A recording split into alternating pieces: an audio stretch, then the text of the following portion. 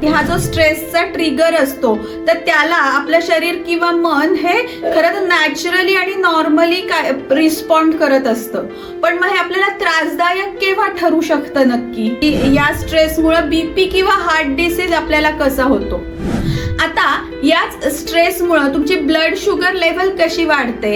स्ट्रेसमुळे अगदी early age मध्ये, अगदी लहान वयामध्ये केस पांढरे व्हायला सुरुवात होते. त्याचं महत्वाचं कारण काय असतं, स्ट्रेसमुळे तुम्हाला पिंपल्स यायला सुद्धा सुरुवात होते. तर त्याचं महत्वाचं कारण काय, की जेव्हा त्या हिप्पोकॅम्पसवर परिणाम होतो त्याचा ऑटोमॅटिकच परिणाम हा तुमच्या मेमरीवर होतो आणि मग या क्रॉनिक स्ट्रेस मधून तुम्हाला मेमरी इश्यूज सुद्धा यायला सुरुवात होऊ शकते. इरिटेबल असण्यामधून हा इरिटेबल बॉवेल सिंड्रोमचा आजार हा तुम्हाला दिसून येतो.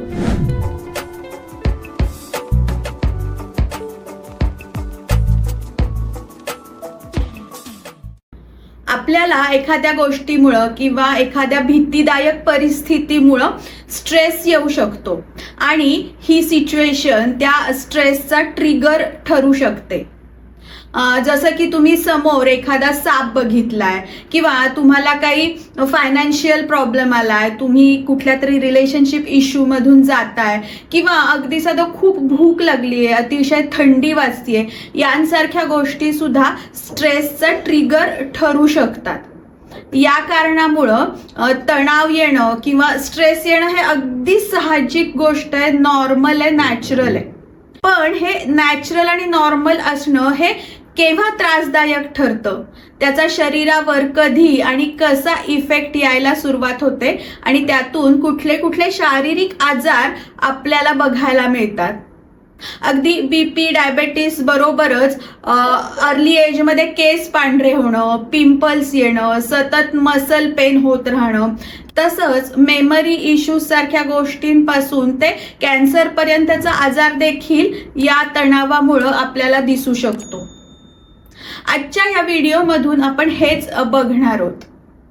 नमस्कार, मी डॉक्टर वर्षा हरीश देशपांडे, तुम्हा सगळ्यांची डॉक्टर मैत्रीण. आज तुमच्याशी तणाव कोणकोणते शारीरिक आजार उत्पन्न करू शकतो याबद्दल संवाद साधणार आहे. तरी हा व्हिडिओ तुम्ही शेवटपर्यंत बघत राहा आणि अजूनही तुम्ही जर माझं चॅनल सबस्क्राईब केलं नसेल तर ते प्लीज सबस्क्राईब करा. आपण वर जसं म्हणलं की हा जो स्ट्रेसचा ट्रिगर असतो तर त्याला आपलं शरीर किंवा मन हे खरं तर नॅचरली आणि नॉर्मली काय रिस्पॉन्ड करत असतं. पण मग हे आपल्याला त्रासदायक केव्हा ठरू शकतं नक्की, तर जेव्हा अशा ट्रिगर्सला शरीराकडून प्रोलॉंग रिस्पॉन्स मिळतो ना, तेव्हा याचा आपल्यावर परिणाम दिसायला लागतो. आपली जी नर्वस सिस्टीम असते तर तो जो तणावयुक्त जो ट्रिगर आहे, तो स्ट्रेस जो आहे, त्याच्याबरोबर त्याची डील करण्याची क्षमता कशी आहे, तिची ती कपॅसिटी काय आहे, याच्यावर हा रिस्पॉन्स हा कमी काळापुरता आहे का प्रोलॉंग होणार आहे हे ठरतं. आणि कधी कधी हा स्ट्रेस आपल्या शरीरामध्ये कुठेतरी फ्रीज होऊन राहतो. आपण त्याचा डिस्चार्ज करत नाही आणि त्याचा परिणाम म्हणून आपली ही जी नर्वस सिस्टीम असते ती एका लूप मध्ये अडकून राहते. म्हणजे काय होतं, तर जेव्हा आपल्या बॉडीमध्ये आपण एखादा स्ट्रेस हा नकळत धरून ठेवलेला असतो तर त्याचा परिणाम म्हणून काय होतं की आपलं शरीर आणि आपला मेंदू हे दोन्ही ना खूप सेन्सिटाईज होत जातं.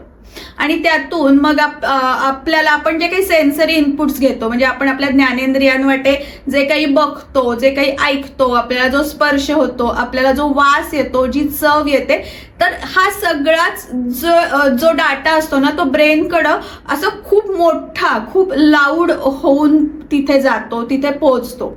आणि मग तेही तुमच्या ब्रेनला आणि शरीराला खूप भीतीदायक वाटत राहतं आणि मग तुम्ही अजूनच स्ट्रेसमध्ये जाता.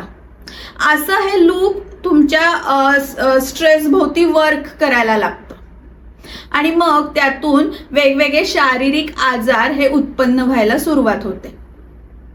आता आपण बघूयात की या स्ट्रेसमुळे बीपी किंवा हार्ट डिसीज आपल्याला कसा होतो. तर जेव्हा स्ट्रेस येतो तेव्हा ॲड्रिनालिन आणि कॉर्टिसोल हे दोन हॉर्मोन्स आपल्या शरीरामध्ये सिक्रेट होतात आणि मग ते रक्ताद्वारे संपूर्ण शरीरामध्ये फिरून तुमच्या हार्ट पर्यंत पोहोचतात. त्यामुळे काय होतं की तुमचं हार्टबीट्स हे फास्ट व्हायला लागतात, बीपी वाढायला लागतं. त्याची ती सुरुवात असते.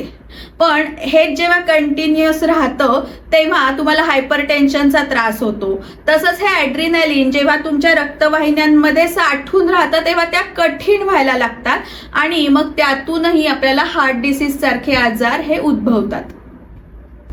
आता याच स्ट्रेसमुळे तुमची ब्लड शुगर लेवल कशी वाढते, तर जेव्हा कॉर्टिसोल हे जे स्ट्रेस हॉर्मोन आहे हे तुमच्या रक्तात असतं तेव्हा ते मसलला जे गरजेचं असणारं प्रोटीन आहे ते तिथे न ठेवता लिव्हरमध्ये खेचून आणतं आणि मग हे जे प्रोटीन आहे ते लिव्हरमध्ये ग्लुकोजच्या रूपात कन्व्हर्ट होत जातं आणि त्याच्यामुळे तुमच्या रक्तातली शुगर लेवल वाढते.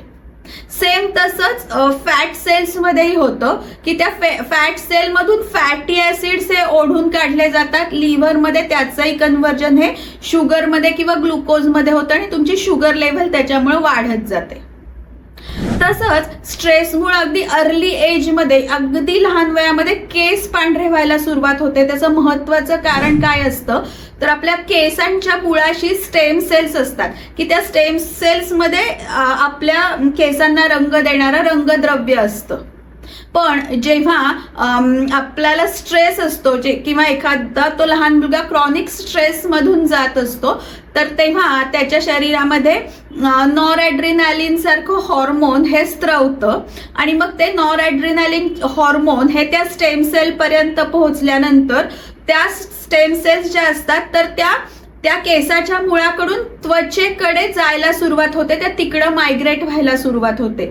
त्याच्यामुळं काय होतं की केसांना जो काळा रंग देणारा रंगद्रव्य आहे ते त्या स्टेम सेल्स मायग्रेट झाल्यामुळे त्याला मिळत नाही. त्याच्यामुळं केस तुमचे पांढरे होतात आणि त्याच स्टेम सेल्स या त्वचेकडं सरकल्यामुळं ते रंगद्रव्य असलेल्या स्टेम सेल्स या त्वचेला काळवंडले पण आणतात.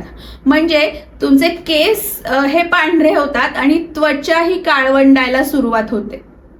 तसंच स्ट्रेसमुळं तुम्हाला पिंपल्स यायला सुद्धा सुरुवात होते. तर त्याचं महत्वाचं कारण काय की स्ट्रेसमुळे तुमच्या शरीरामध्ये टेस्टोस्टेरॉन नावाचं हॉर्मोन हे वाढतं आणि त्याच्यामुळं तुमच्या शरीरातल्या ज्या तैलग्रंथी असतात, तुमच्या चेहऱ्यावरच्या ज्या तैलग्रंथी असतात त्याचं सिक्रिशन वाढतं आणि मग त्या तैलग्रंथी त्याच्यामुळं ब्लॉक व्हायला लागतात. तसंच स्ट्रेसमुळं होतं काय की आपल्या शरीरामधल्या सेल्स ह्या त्या स्ट्रेसच्या कॉर्टिसोलमुळेच इन्फ्लेम्ड असतात आणि मग ह्या दोन्हीचं कॉम्बिनेशन होऊन आपल्या चेहऱ्यावर आपल्याला पिंपल्स दिसायला सुरुवात होते. तसंच स्ट्रेस लेवल्स वाढल्या म्हणजे या कॉर्टिसोलचाच परिणाम हा आपल्या ब्रेन मधील हिप्पोकॅम्पसवर होतो आणि हा ब्रेन मधील हिप्पोकॅम्पस हा असा एरिया आहे की जिथे तुमच्या मेमरीज या एन्कोड होत असतात. जेव्हा त्या हिप्पोकॅम्पसवर परिणाम होतो त्याचा ऑटोमॅटिकच परिणाम हा तुमच्या मेमरीवर होतो आणि मग या क्रॉनिक स्ट्रेस मधून तुम्हाला मेमरी इश्यूज सुद्धा यायला सुरुवात होऊ शकते. तसंच IBS सारखे आजार सुद्धा तुम्हाला या स्ट्रेसमुळे होतात. आपल्या गटला सेकंड ब्रेन असं म्हटलेलं आहे आणि जेव्हा तुम्ही तणावाखाली असता तेव्हा तुमचं ब्रेन हा अस्वस्थ असतो आणि त्या अस्वस्थतेतूनच तुमची जी डायजेस्टिव्ह सिस्टीम असते किंवा पोट असतं तेही त्यामुळं कायम अस्वस्थ असतं आणि त्या अस्वस्थतेतून त्या इरिटेबल असण्यामधून हा इरिटेबल बॉवेल सिंड्रोमचा आजार हा तुम्हाला दिसून येतो. सो असे काही आजार हे तुम्हाला या क्रॉनिक स्ट्रेसमुळं दिसून येतात. तर आजचा हा क्रॉनिक स्ट्रेसचा शरीरावर होणारा परिणाम किंवा त्याच्यातून निरनिराळे जे शारीरिक आजार आपल्याला दिसून येतात तो व्हिडिओ तुम्हाला कसा वाटला ते मला नक्की कमेंट करून कळवा. थँक्यू.